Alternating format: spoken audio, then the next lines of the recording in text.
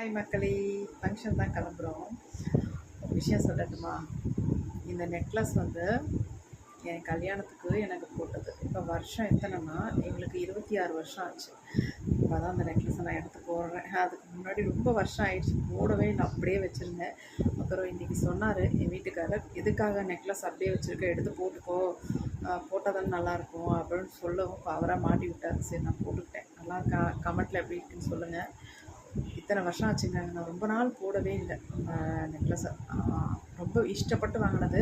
இது யார் எனக்கு வாங்கி கொடுத்தா அப்படின்னா, எங்கள் அம்மாவோட தங்கச்சி, எங்கள் சின்னம்மா, விமலா சின்னம்மா, கேரளாவில் இருக்காங்க. அவங்க தான் இந்த நெக்லஸ் எனக்கு வந்து கல்யாணத்துக்கு வாங்கி கொடுத்தாங்க. அதுவும் கேரளாவில் என்னை கூட்டிகிட்டு போய் ஜுவல்லரி ஷாப்பில் எனக்கு பிடிச்ச மாதிரி எடுத்துருந்தாங்க. எனக்கு ரொம்ப பெருசாலாம் போட்டால் பிடிக்கவே பிடிக்காது.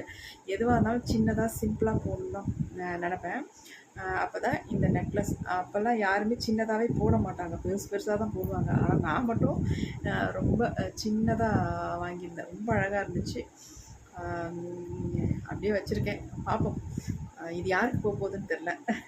2 பசங்களை வச்சுருக்கேன். இந்த 2 பசங்களில் 2 மருமகள் வருவாங்க. 2 மருமகளில் யாருக்காவது ஒருத்தர் கொடுக்கணும்னு நினச்சிக்கிட்டு தாங்க இருக்கேன்.